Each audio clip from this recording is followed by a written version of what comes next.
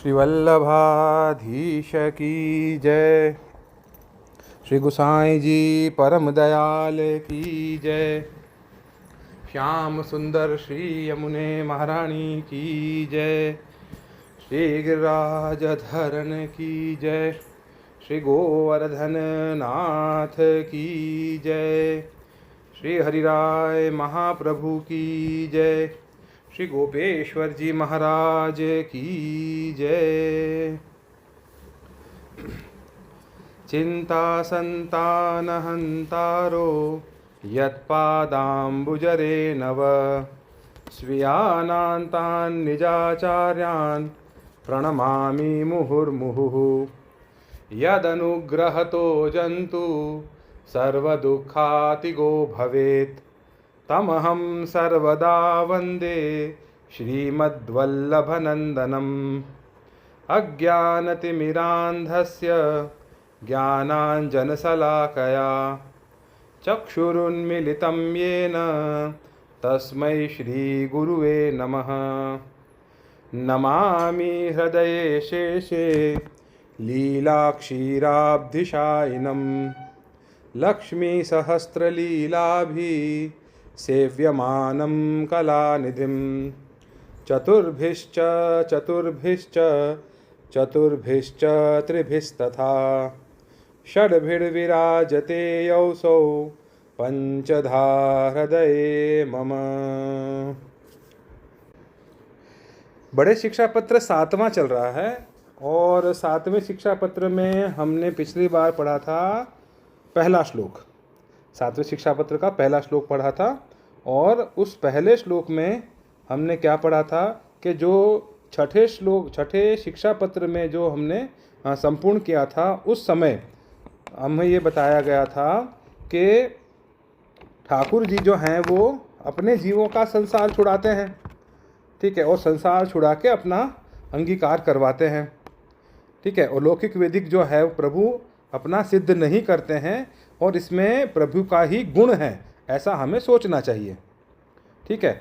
अब ऐसा सोचने की धीरज हमारे अंदर कहाँ से आएगी? भगवदियों के संग से आएगी, है ना। और वो कैसे आएगी वो हमने 7वें शिक्षा पत्र की शुरुआत में हमने ये पढ़ा था, ठीक है। तो बिना भगवदियों के संग के हमारे जितने भी दोष हैं, जो हमारे मन में जो हम चिंता करते हैं, उन चिंताओं का नाश जो है वो बिना भगवदियों के संग के नहीं हो सकता। इसीलिए श्री महाप्रभु जी ने नवरत्न ग्रंथ में आज्ञा की है, निवेदनम तु स्मर्तव्यम सर्वथा तादृशैर जनैः, ठीक है, कि तादृशी जनों के साथ मिलके और निवेदन का हमें स्मरण कर्तव्य है। ये हमें पिछले श्लोक में हमने ये पढ़ा था।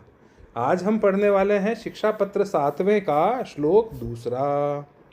मूलम न लौकिकै मतिः कार्या भगवद्भावबाधिका लौकिकं वैदिकं चापि स्वयं साधयिता प्रभुः। शब्दार्थ: भगवत भाव को मिटाए वे वारे, लौकिक में मति नाही करनी, न लौकिकी मति ही कार्या। ऐसे पाठ में भगवत भाव को बाध करे ऐसी लौकिक मति न करनी, काहेते जो ऐसी टेक वारे को लौकिक और वैदिक हु प्रभु आप साधे हैं। अब गोपेश्वर जी विवेचन में आज्ञा कर रहे हैं, अलौकिक पदार्थ में लौकिक बुद्धि न करनी, काहेते जो भगवत भाव में लौकिक बुद्धि बाधक है। ताते प्रभु की लीला, श्री वल्लभकुल, भगवदीय सेवा सामग्री, व्रज, श्री यमुना जी, श्री गिरिराज जी आदि वृक्ष, लता, भगवत वार्ता, ग्रंथ, कीर्तन, श्री भागवत इत्यादि कन में लौकिक मति न करनी। सगरी वस्तु प्रभु संबंधी जानी, भाव संयुक्त सेवा स्मरण करे। लौकिक बुद्धि आवे तो अलौकिक भाव में बाधक होए। तासु लौकिक वैदिक कार्य की चिंता मन में न राखे, भगवत कार्य मन लगाए के करे। अब यहाँ पे क्या आज्ञा कर रहे हैं गोपेश्वर जी कि अलौकिक पदार्थों में हमारी लौकिक बुद्धि हमें नहीं करनी चाहिए। ठीक है। अलौकिक जितने भी पदार्थ हैं उनमें कभी भी लौकिक बुद्धि नहीं करनी चाहिए। ठीक है। और कौन कौन सी इसमें अलौकिक पदार्थ बताए गए हैं?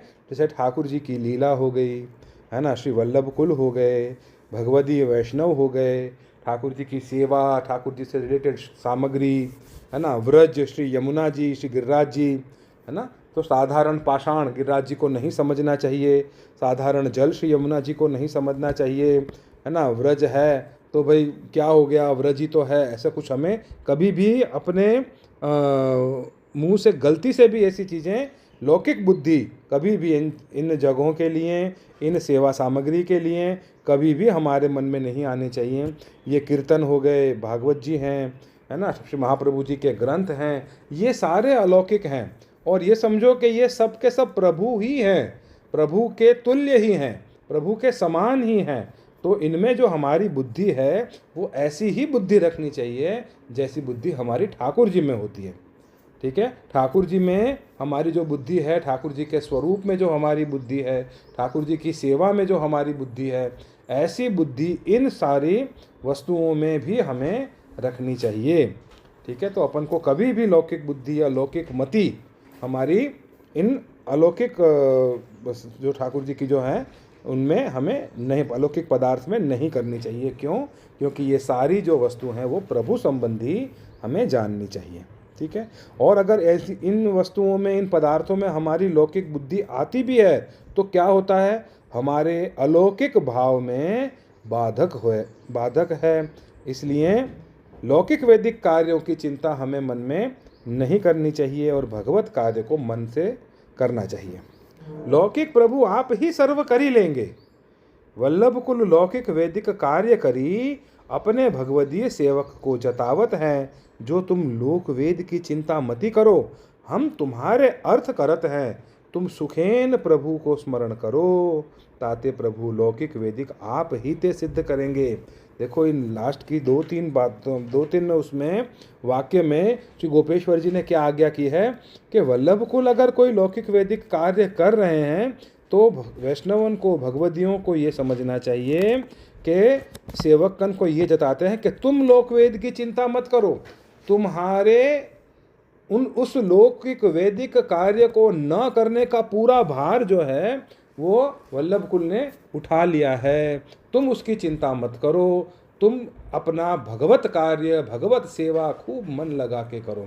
लौकिक वैदिक कार्य जैसे अपन ने उनकी जो ये 252 वैष्णव उनकी वार्ता में जो कृष्ण भट्ट की वार्ता थी, कृष्ण भट्ट की वार्ता में हमने क्या पढ़ा था, अगर आप लोगों को याद हो तो, कि कृष्ण भट्ट की जो वार्ता थी, कृष्ण भट्ट ब्राह्मण थे, है ना, ब्राह्मण होने के बावजूद भी वो गायत्री नहीं जपते थे, वो कोई वैदिक कार्य नहीं करते थे।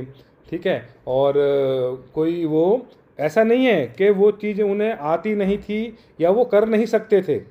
ठीक है। लेकिन वो फिर भी ये कोई भी वैदिक कार्य नहीं करते थे, कोई भी कर्मकांड वगैरह नहीं करते थे, कोई भी वैदिक जो क्रियाएं हैं वो भी वो नहीं करते थे। तो कुछ वैष्णवों ने श्री गोसाई जी से विनती की कि कृपानाथ कृष्ण भट्ट जो हैं वो तो ब्राह्मण हैं, और ब्राह्मण हैं फिर भी वो कोई वेदोक्त कार्य करते नहीं हैं, तो क्या उनका ब्राह्मणत्व रहेगा? तो गोसाई जी ने ये आज्ञा करी कि भाई कृष्ण भट्ट जो हैं वो बड़े भगवदीय वैष्णव हैं और ठाकुर जी की सेवा में उनका चित्त लगा हुआ है, प्रभु उनके साथ जो हैं वो बहुत सानुभाव ठाकुर जी उनको जनाते हैं। तो अगर वो कोई लौकिक वैदिक कार्य नहीं भी करते हैं तो भी उसमें कोई चिंता की बात नहीं है। और ये जितने भी शास्त्र के कार्य हैं, जितने भी वैदिक कार्य हैं, ये हम लोग कर लेते हैं। हम लोग मतलब कौन? श्री गोसाई जी अपने आप को कहते हैं कि ये वैदिक कार्य जो हैं वो हम करते ही इसीलिए हैं सारे कि तुम लोगों को या वैष्णवों को इसका भार न उठाना पड़े।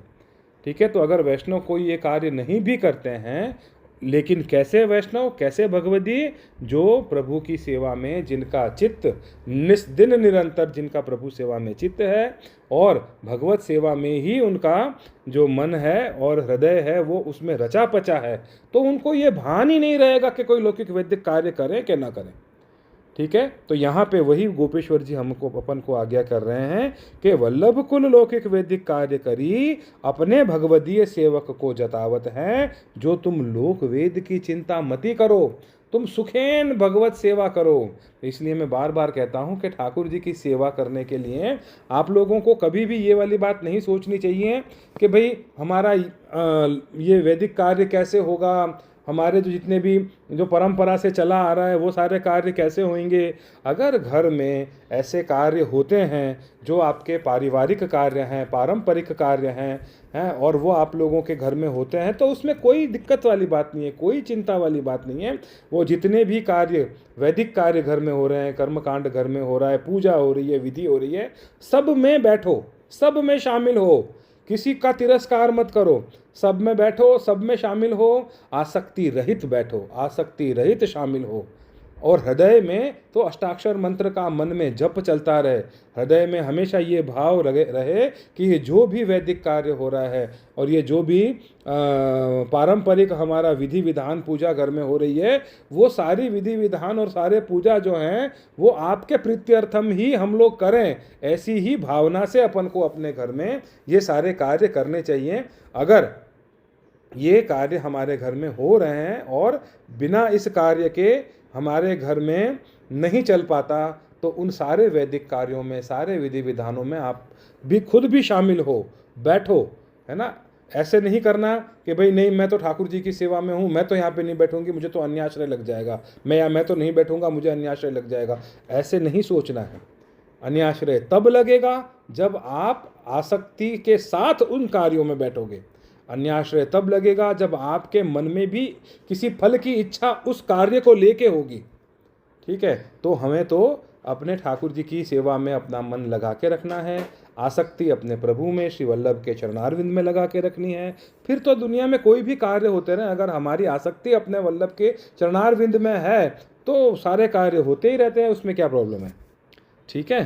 तो इस तरीके से अपन को रहना है। आप देखो कि बनारस में, काशी में वो वैष्णव रहती थी रुक्मणी, है ना, लेकिन वो पूरा जीवन बनारस में रही, लेकिन कई बार उन्होंने बोला भी अपने भाई से कि भाई मैं गंगा स्नान के लिए जाऊं, उन्होंने कहा हाँ जाओ भी, लेकिन फिर भी वो ठाकुर जी की सेवा में इतने रचे बचे थे, उनको समय ही नहीं मिला। तो पूरा जीवन जो है उन्होंने काशी में बिताया, गंगा स्नान कभी भी नहीं किया। इसके पीछे ये महात्म्य नहीं है कि गंगा जी का महात्म्य उसके मन में नहीं था, इसके पीछे ये महात्म्य है कि प्रभु सेवा में हमारा जीवन इतना आनंदमय बीतता है कि हमें इन चीज़ों का मन में विचार ही नहीं आता कि हम जाके कोई तीर्थ करें या जाके कहीं पे हम गंगा स्नान करें या जाके किसी क्षेत्र में जाएं और अपने आप को पवित्र करें। तो ऐसा मन में विचार आने का समय ही नहीं मिलता। वो सुबह सुबह उठती थी, सामग्री सिद्ध करती थी, फिर वो दोपहर की सामग्री सिद्ध करती थी, ठाकुर जी की सेवा में रहती थी, शाम का प्रकार शुरू हो जाता था, फिर शाम का ख़त्म हुआ तो रात को अनोसर करके भगवत वार्ता करना, फिर सुबह की तैयारी करना शुरू करना, ऐसे ठाकुर जी की सेवा में लगी रहती थी, है ना। तो ऐसा भाव अपन को होना चाहिए। इसलिए गोपेश्वर जी कह रहे हैं कि तुम चिंता मत करो लोक वेद की, हम तुम्हारे अर्थ करत हैं, तुम सुखेन प्रभु का सेवा और स्मरण करो। ठीक है। तो ये हमें गोपेश्वर जी ने बड़े शिक्षा पत्र 8वें के दूसरे श्लोक में अपन को समझाया। श्री वल्लभाधीश की जय। 84 वैष्णवन की वार्ता, 84 वैष्णवन की वार्ता में हमने पढ़ा था कृष्णा दासी, है ना, कृष्णा दासी जो श्री रुक्मणी बहू जी की दासी थी, उनकी वार्ता हमने पढ़ी थी। आज हम शुरू करने वाले हैं श्री महाप्रभु जी के सेवक बूला मिश्र पंडित तिन की वार्ता। सो बूला मिश्र एक कपूर क्षत्रि के पुरोहित हते, ताकि स्त्री के संतति न हती। तब वाने दूसरो विवाह कियो, तब ताहु स्त्री के संतति ताहु को संतुति न भई। तब बहू ने वाक क्षत्रि सो कहो, जो तुम हरिवंश पुराण सुनो, तब तुम्हारे संतति होएगी। तब वाक क्षत्रि ने जाए के बूला मिश्र सो प्रार्थना करी, जो तुम मोको हरिवंश पुराण सुनाओ। तब बूला मिश्र ने कहो, जो अब तो मोह को अवकाश नहीं, अभी तो मेरे पास समय नहीं है। जब अवकाश होएगो तब तुम्हारे घर जाए के सुनाऊंगो। तब वह क्षत्रिय अपने घर आयो। जब 1 महीना बीत्यो तब एक दिन अचानक बूला मिश्र वा क्षत्रिय के घर पधारे। तब बूला मिश्र को वा क्षत्रिय ने बहुत आदर सम्मान कियो। तब बूला मिश्र ने कहो, जो तुम 2 स्त्री पुरुष स्नान करी के आके बैठो। तब दोनों स्त्री पुरुष स्नान करके आए, बैठे। तब बूला मिश्र ने देह शुद्ध होवे के लिए एक दान करवायो। पाछे हरिवंश पुराण को एक श्लोक अंत को सुनायो। सो श्लोक, इदम मया ते हरि कीर्तनम महत् श्री कृष्ण माहात्म्यम अपारमद्भुतम शृण्वन् पठनाशु समाप्युयात् फलम यच्चापि लोकेषु सुदुर्लभम महत्। यह हरिवंश पुराण के अंत को श्लोक सो बूला मिश्र ने वा क्षत्रिय को सुनायो और आशीर्वाद दियो और मंत्राक्षत पढ़ी के वा क्षत्रिय की बड़ी स्त्री की गोद में दिए। तब वा क्षत्रिय ने कहो, जो यह मिश्र जी तुमने कहा कियो, यह तो स्त्री धर्म हूँ नहीं होत है। तब बूला मिश्र ने कहो, जो श्री ठाकुर जी सर्व सामर्थ्यवान हैं, जो देनहार होएंगे तो याही को पुत्र देंगे।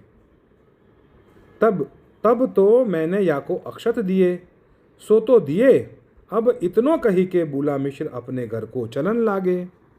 तब वा स्त्री ने बहुत विनती कीनी, जो मुँह को संपूर्ण हरिवंश पुराण सुनाओ। तब बूला मिश्र ने कहो, जो तोको श्री ठाकुर जी संपूर्ण फल एक ही श्लोक में देंगे। ऐसे कही के बूला मिश्र अपने घर को आए। पाछे वह बड़ी स्त्री को ऋतु आई, पाछे गर्भवंत भई। तब कितनेक दिन में वाके पुत्र भयो। वह बूला मिश्र श्री महाप्रभु जी के ऐसे भगवदीय हैं, तिनके अनुग्रहते वाके पुत्र भयो। हरिवंश पुराण को एक श्लोक सुनेते संपूर्ण पुराण को फल भयो। ताते बूला मिश्र ऐसे परम कृपा पात्र भगवदीय हैं, ताते इनकी वार्ता कहाँ ताई लिखिए।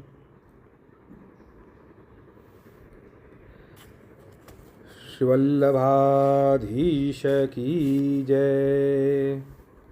84 वैष्णव की वार्ता में हमने बूला मिश्र की वार्ता पढ़ी।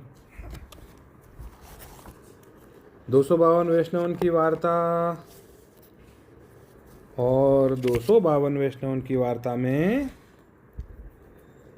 हमने किसकी वार्ता पढ़ी थी? एक गुसाई जी के सेवक जो दिल्ली में रहते थे, उनकी वार्ता हमने पढ़ी थी, है ना। और आज हम पढ़ने वाले हैं श्री गुसाई जी के सेवक एक कुनबी पटेल, उनकी वार्ता। सो वैष्णव गुजरात के संग में व्रज यात्रा को चले। रास्ता में वा संघ के वैष्णव की मेहनत मजूरी करत चलियो। रास्ता में वा संघ के वैष्णवन की मेहनत मजूरी करत चलियो। जब श्रीजी द्वार एक मजल रह्यो, जा दिन वा वैष्णव को ज्वर आयो। जब वाने सबको कही, जो मुँह को काल गाड़ी पर बैठइयो, परंतु वा की बात कोई ने सुनी नहीं। तब वाकू चिंता उत्पन्न भई, जो मुँह सवारे श्रीनाथ जी के दर्शन कैसे होंगे। या चिंता के लिए वाकू आखी रात नींद नहीं आई। वाकी चिंता श्रीनाथ जी सही न सके। जब श्रीनाथ जी ने गुसाई जी से कही, जो वाकू बहुत चिंता मेरे दर्शन के लिए भई है, जासू मुँह को नींद नहीं आवे है। बात सुन के श्री गुसाई जी ने कही, आप सुख सु पोढ़े, वह सबसु पहले यहाँ पे आ जाएगो।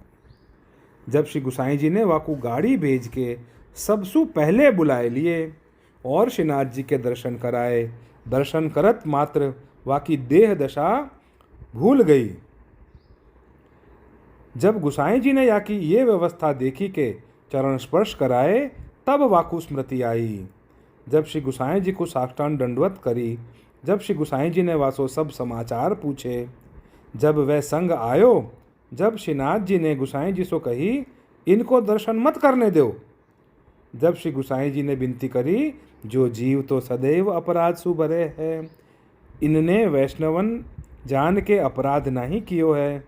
जब श्रीनाथ जी ने कही, अब इनको दर्शन कराओ। पहले तो श्रीनाथ जी गुस्सा हो गए, इनमें से किसी को दर्शन मत कराओ, इनने मेरे वैष्णव को चिंता में डाल दिया, दुखी किया। फिर गोसाई जी ने उनको विनती की कि भाई जीव तो सब अपराध से भरे भरे हैं, आप इनको दर्शन करवाने दो।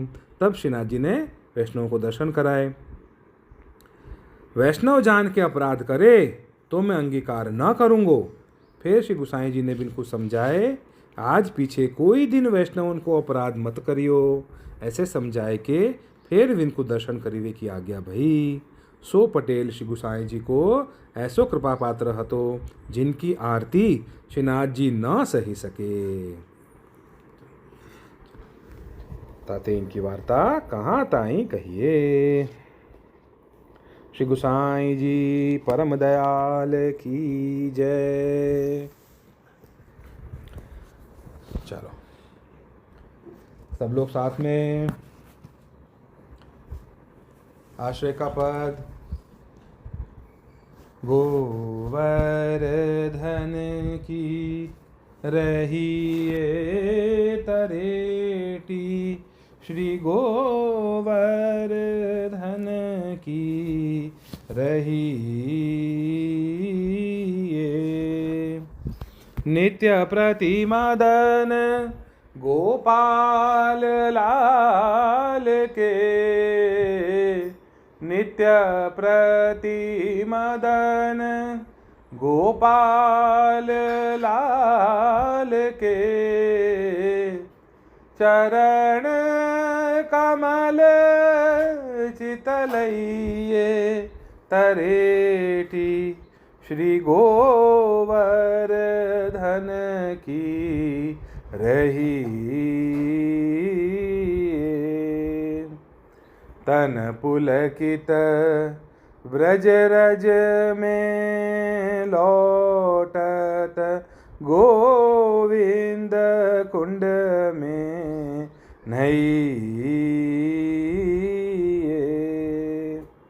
रसिक प्रीतम हित चित की बातें,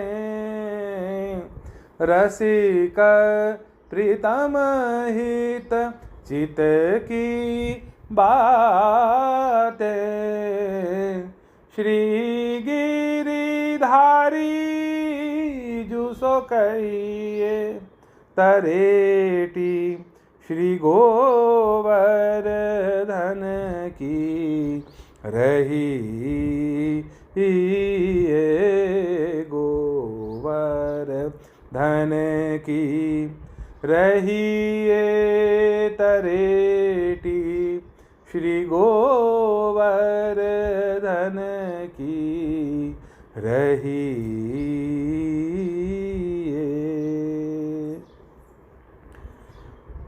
मेरे तो तुम हो श्री वल्लभ स्वामी, मेरे अंतर की जानो अंतर्यामी। तुम सरिखो नहीं दीन दयाल, मुँह सरिखो नहीं कामी। रसिक कर जोड़ विनती करे, चरण शीश नामी। एक पलक जो रहिए वृंदावन, एक पलक जो रहिए, जन्म जन्म के पाप कटत हैं, जन्म जन्म के पाप कटत हैं। कृष्ण कृष्ण मुख कहिए वृंदावन, एक पलक जो रहिए। महाप्रसाद और जल यमुना को तनक तनक भर लइए। सूरदास वैकुंठ मधुपुरी सूरदास, वैकुंठ मधुपुरी भाग्य बिना कैसे पइये वृंदावन। एक पलक जो रहिए, एक पलक जो रहिए वृंदावन, एक